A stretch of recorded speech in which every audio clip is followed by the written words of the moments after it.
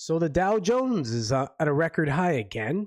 Every time it hits a record high, it's going to be the next time it's going to be a record high, right? So, but with the last week, the week before, essentially, the markets have been volatile as all heck lately. So it's good to see that the Dow Jones is hitting a record high. I don't know what that means exactly for the economy as a whole, since the stock market doesn't seem to be a good indicator of that.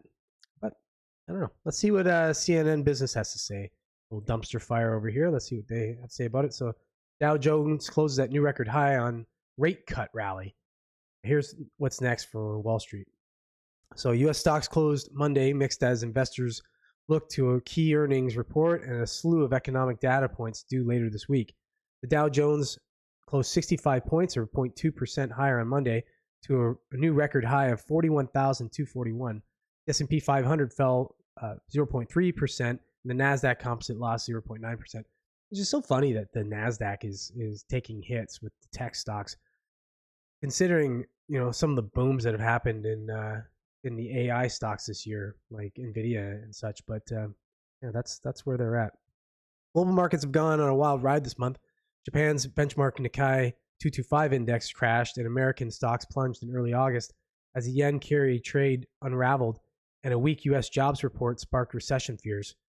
Mixed earnings reports from the big tech giants who dominated this year also dragged the market lower. It's just funny that they talk about the lower jobs report, which, as you may know by now, was further decreased by 818,000 jobs. They inflated it by 818,000 jobs.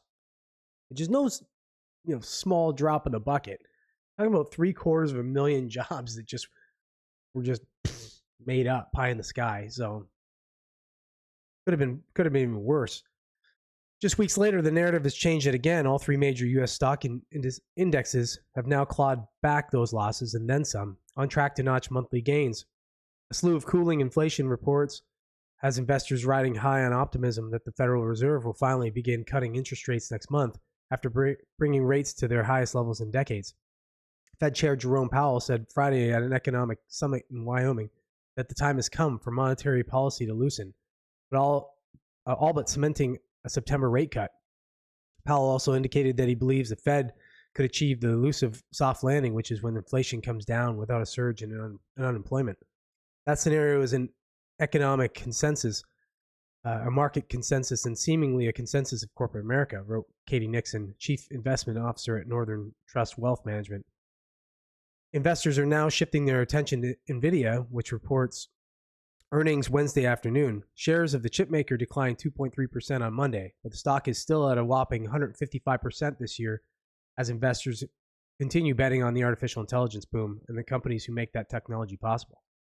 Nvidia is expected to report second quarter revenue of $28.7 billion and $15 billion in profit, according to FactSet estimates.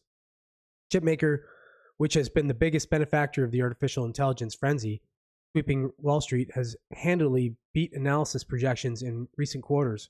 Wall Street favors Nvidia among chipmakers because its processors are unparalleled for powering AI, including generative AI and the technology backing algorithms such as ChatGPT. But investors have become skeptical in recent weeks about whether the billions of dollars that tech behemoths have poured into burgeoning industry will result in boosts for their top lines. They have had to contend with questions about whether AI will actually lead to revolutionary efficiency gains or just prove to be a cash drain. That's the thing. They're always going to say stuff like that when it comes to sort of new and emerging technology. It's speculative, obviously, but I think we can start to see, and I'm going to talk about this on another segment of the podcast, about how this kind of technology can just be used in day-to-day everything. Just making everything just a little bit better when you use it in conjunction with something else, not as a standalone necessarily. So, what is the next big boom? It's going to be the AI market.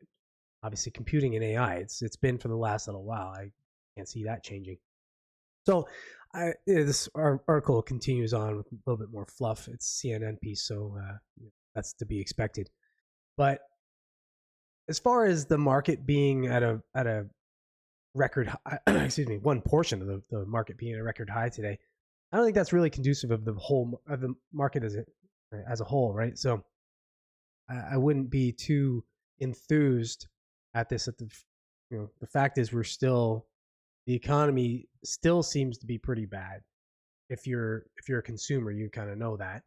If you're in any portion of the of the consumer end of the market, essentially, you're in retail or anything like that, you can tell that there's a slip, and it still is a slip.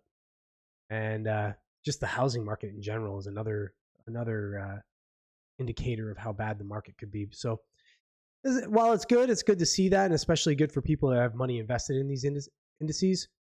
I don't know if it's an overall win for where we are economically.